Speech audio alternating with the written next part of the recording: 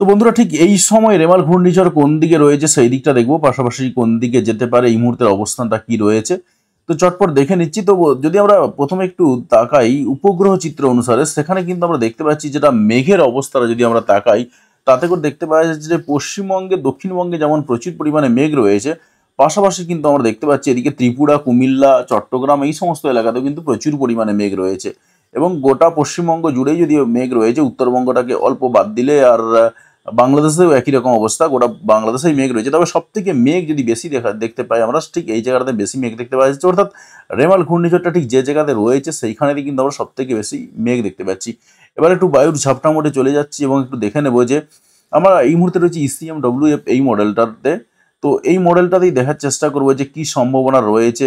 দেখুন, আমরা এই মুহূর্তে দাঁড়িয়ে যদি দেখি, তাতে করে দেখতে পাচ্ছি যে দমকা বাতাসের যে পরিমাণটা, তাতে করে সেটা 85 কিলোমিটার পর্যন্ত রয়েছে। সেটা কলকাতা যেমন রয়েছে, পাশাপাশি এদিকের পূর্ব মেদিনীপুরের পুরো এলাকাটা, পশ্চিম মেদিনীপুরের দিক থেকেও যদি আমরা দেখি, সেখানেও কিন্তু একই রকম অবস্থান রয়েছে। আমরা খড়গপুরের দিকে দেখছি একই রকম অবস্থা, সেখানেও কিন্তু প্রায় 71-72 কিলোমিটার পর্যন্ত ঝোড়ো হাওয়া রয়েছে। তবে এটা দমকা বাতাসের পরিমাণ। আমরা যদি একটু নর্মাল বাতাসের মোডে দেখি, যে নর্মাল বাতাসের মোডে কি এই অবস্থায় রয়েছে, দমকা বাতাস তো দেখছি, নর্মাল বাতাসের মোড়ে যদি আমরা দেখি, তাতে করে কিন্তু মারাত্মক কিছু নেই। সেটা 39 কিলোমিটার প্রতি ঘন্টায় এই মুহূর্তে ঝোড়ো হাওয়া বইছে। পাশাপাশি যদি আমরা দেখি বালিচকের দিক থেকে, বেলদার দিক থেকে, এই সমস্ত এলাকার দিক থেকে, কাঁথির দিক থেকে, সেখানেও কিন্তু 44-45 কিলোমিটার বেগে ঝোড়ো হাওয়া বইছে। এটা কিন্তু সত্যি ঘটনা। পাশাপাশি দমকা বাতাসের পরিমাণটা কিন্তু অনেকটাই রয়েছে। পাশাপাশি আমরা যদি তাকাই তমলুকের দিকে, কোলাঘাটের দিকে, সেখানেও কিন্তু 44-45 কিলোমিটার বেগে ঝোড়ো হাওয়া রয়েছে। কলকাতার দিকে প্রায় 50 কিলোমিটার বেগে ঝোড়ো হাওয়া রয়েছে। চন্দননগরের দিক থেকে ও কিন্তু একই রকম অবস্থা। আমরা একটু বায়ুর ঝাপটা মোড়েই চলে যাব এবং বায়ুর ঝাপটা মোড়ে দেখে নেবো যে যে দমকা বাতাসের পরিমাণ যেটা রয়েছে, সেটা কিন্তু পূর্ব মেদিনীপুরের তমলুকের দিকে যদি আমরা তাকাই, কোলাঘাটের দিকে তাকাই, সেখানে কিন্তু প্রায় 70-75 কিলোমিটার পর্যন্ত ঝোড়ো হাওয়া রয়েছে। পাশাপাশি আমরা হাওড়ার দিকেও তাই একই রকম দেখতে পাচ্ছি, উলবেড়িয়া সহ গোটা হাওড়ার পুরো এলাকাটা, কলকাতার দিকেও একই রকম অবস্থা, প্রায় 80 কিলোমিটার পর্যন্ত দমকা বাতাস দেওয়ার সম্ভাবনা রয়েছে। এবং এদিকে পশ্চিম মেদিনীপুরের দিকে যদি তাকাই, সেখানেও কিন্তু একই রকম রয়েছে। যদি আমরা তাকাই খড়গপুরের দিকে, গোয়ালতোড়ের দিকে, চন্দ্রকোনার দিকে, আরামবাগের দিকে, সেখানেও কিন্তু 60-70 কিলোমিটার বেগে ঝোড়ো হাওয়ার সম্ভাবনা রয়েছে। পাশাপাশি এদিকে ঝাড়গ্রামের দিক থেকেও একই রকম অবস্থা।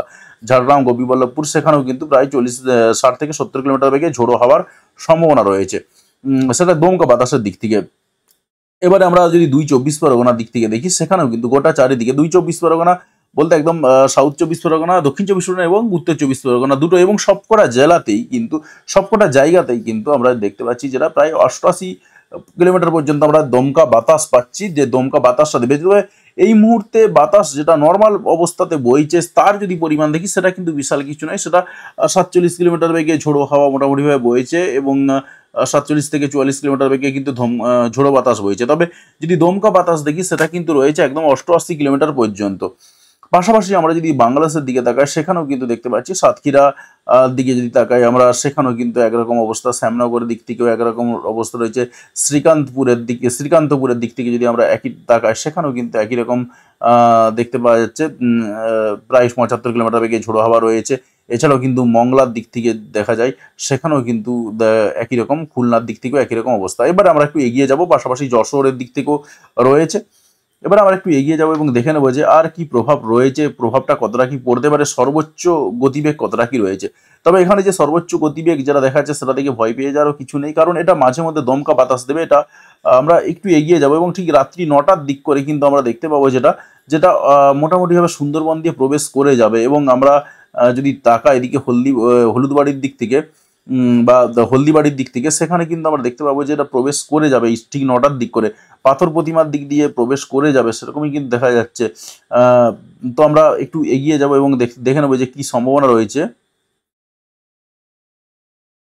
তো আমরা একটু এগিয়ে যাচ্ছি, 9টা থেকে যদি 10টার দিক করে দেখি, তাদের করে কিন্তু একই রকম অবস্থা দেখতে পাওয়া যাচ্ছে, যে মোটামুটিভাবে প্রবেশ করছে, জয়নগরের উপর দিয়েই কিন্তু প্রবেশ করছে, সেরকমই কিন্তু দেখা যাচ্ছে।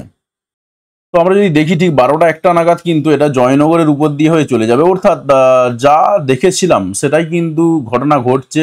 পাথর প্রতিমা, কুমিরমারি, মরিচঝাপির উপর দিয়ে বা এই সমস্ত এলাকার উপর দিয়েই কিন্তু যাচ্ছে, আলটিমেটলি ঝড়খালির উপর দিয়েই কিন্তু যাচ্ছে। সেরকমই কিন্তু দেখা যাচ্ছে, অর্থাৎ মৌসুম ভবন দিকে যেটা বলা হয়েছে সেটা কিন্তু আমরা দেখতে পাচ্ছি অতটা আসছে না। যাই হোক, এরকমই দেখতে পাচ্ছি। এবং পাশাপাশি আমাদের যারা পরিচিত রয়েছে তারাও কিন্তু, তাদেরও এই সাউথ চব্বিশ পরগনা থেকে তারাও কিন্তু একই কথা বলছেন যে এদিক দিয়েই কিন্তু দেখাচ্ছে, অর্থাৎ যেদিক দিয়ে আমরা দেখছি এই মুহূর্তে উইন্ড ECMWM মডেলের সঙ্গে কিন্তু মিলে যাচ্ছে। তো জয়নগরের উপর দিয়ে কিন্তু রাত্রি 1টা-2টোর দিক করে প্রবেশ করবে সেরকমই দেখতে পাচ্ছি। এবং 3টের দিক করে যদি আমরা দেখি তাতে করে দেখা যাচ্ছে জয়নগর বারুইপুরের উপর দিয়ে কিন্তু প্রবেশ করছে। দেখুন জয়নগর, তারপরে বারুইপুরে হয়ে তারপরে আস্তে আস্তে কলকাতার উপর দিয়ে যাবে, ঠিক সকাল 7টার দিক করে 8টার দিক করে কলকাতার দিক দিয়ে যাবে।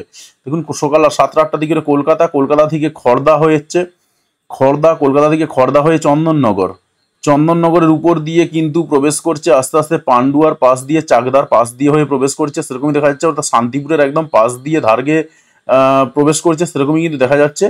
এবং কালকে আস্তে আস্তে সকাল 6টা-7টা বা কালকে 8টা নাগাদ এরকম একটা ভাবে প্রবেশ করে যাবে, আলমডাঙ্গার দিক দিয়ে প্রবেশ করবে। অর্থাৎ প্রবেশের যে পথটা দেখলাম আমরা, প্রবেশের পথটা কিন্তু একই রকম রয়েছে, অর্থাৎ প্রবেশ পথটার মধ্যে কোনো রকম এখনো পর্যন্ত কিছু দেখা যাচ্ছে না।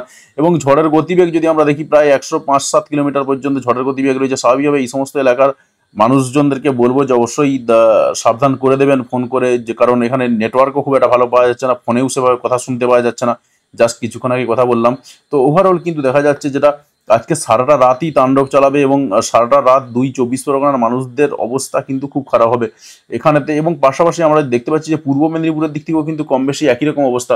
পূর্ব মেদিনীপুরে যদি আমরা তমলুক, কোলাঘাট এই সমস্ত এলাকার দিকে দেখি, সেখানেও কিন্তু প্রায় 104-5 কিলোমিটার বেগে ঝোড়ো হাওয়া দেখা দেবে কালকের সকাল থেকেই। এবং পাশাপাশি আমরা পশ্চিম মেদিনীপুরের দিকে যদি দেখি, সেখানেও কিন্তু 95-96 কিলোমিটার বেগে ঝোড়ো হাওয়া থাকবে।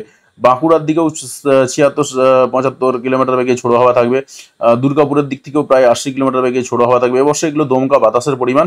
যদি আমরা নর্মাল বাতাস দেখি, অন্যান্য সময় যে সমস্ত বাতাসগুলো বইবে তার পরিমাণটা কিন্তু অনেকটাই কম। এটা দমকা বাতাস যেটা দেবে মাঝে মধ্যে, সেই দমকা বাতাসের পরিমাণটা কিন্তু খুব ভয়ঙ্কর, এবং সেরকমই কিন্তু দেখা যাচ্ছে। এবং আমরা কালকে সকাল 5টার দিক করে কিন্তু, সকাল 5টা কেন, আজকে সারাটা রাত ধরেই তাণ্ডব চালাবে সেরকমই দেখা যাচ্ছে। এবং আমরা সকাল 8টার পরেতে কিন্তু দেখা যাবে যে কলকাতার উপর দিয়ে আস্তে আস্তে যাবে।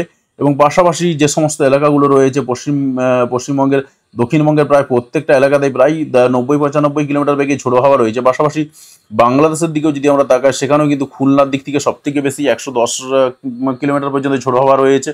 পাশাপাশি বরিশালের দিক থেকে যদি দেখি, সেখানেও 80-85 কিলোমিটার বেগে ঝোড়ো হাওয়া রয়েছে।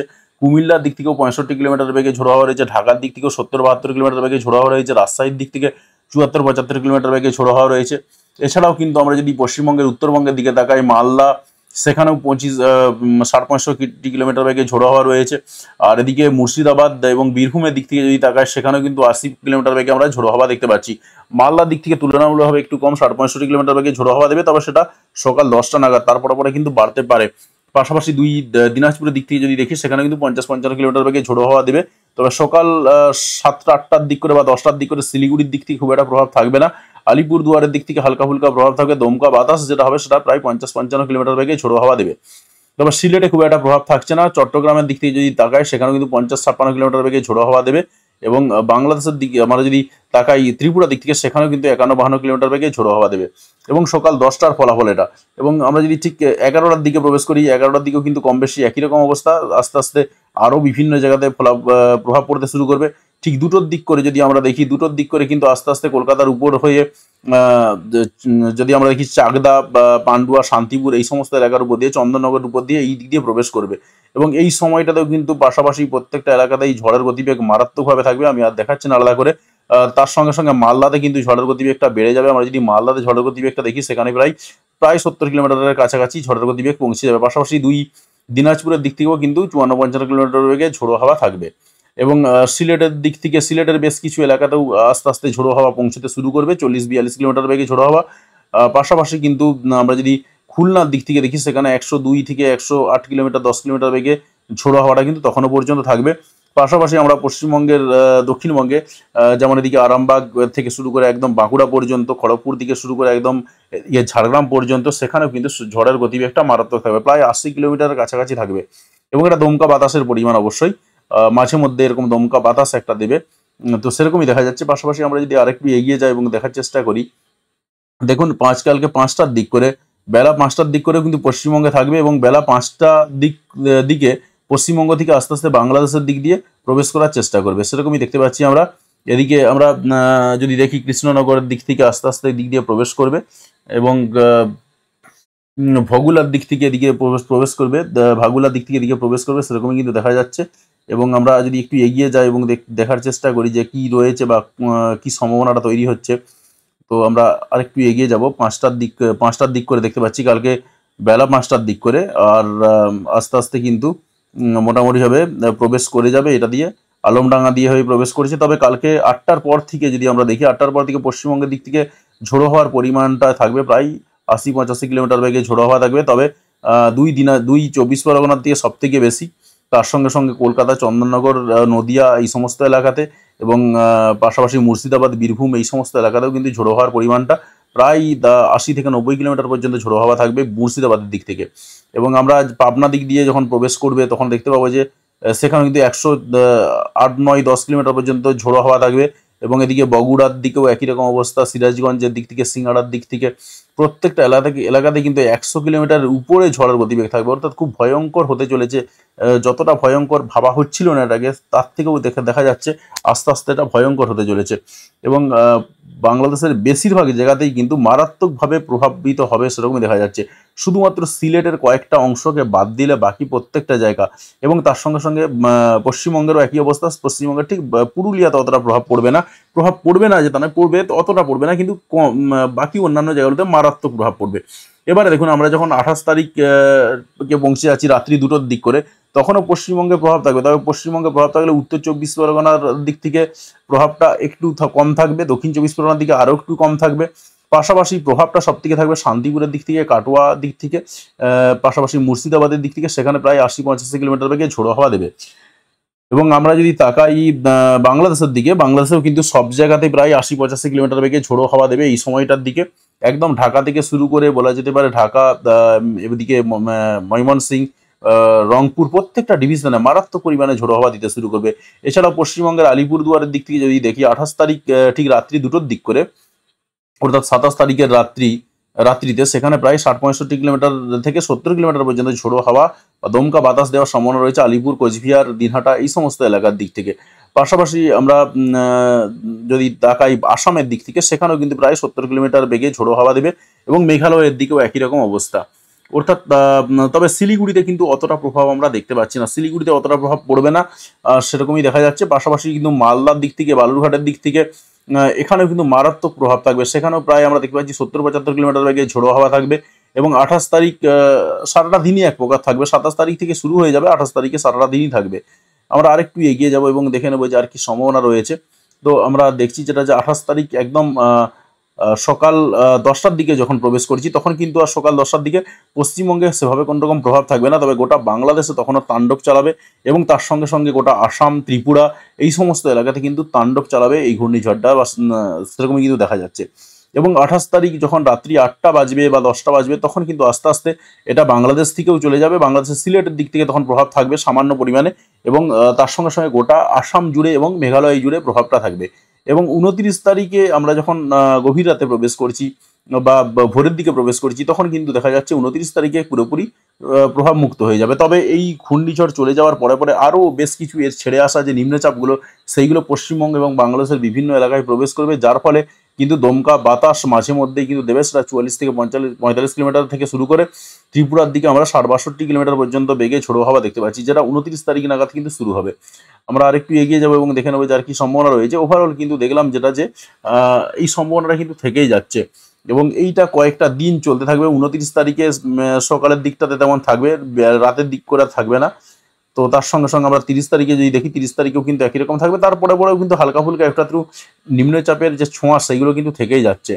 অর্থাৎ এই ঘূর্ণিঝড়টা যে খুব ভয়ঙ্কর হতে চলেছে, সেটা কিন্তু বোঝাই যাচ্ছে যে খুব ভয়ঙ্কর হতে চলেছে। পাশাপাশি আমরা যদি বৃষ্টির দিকটা তো একটু দেখেছি, বৃষ্টির দিকটা আর খুব একটা দেখছি না। তো বৃষ্টিও কিন্তু এই একই সঙ্গে সঙ্গে যে সমস্ত এলাকার উপর দিয়ে ঘূর্ণিঝড়টা যাবে, ঠিক সেই সমস্ত এলাকার পাশাপাশি ব্যাপক পরিমাণে বৃষ্টিপাত হবে, সেরকমই দেখা যাচ্ছে।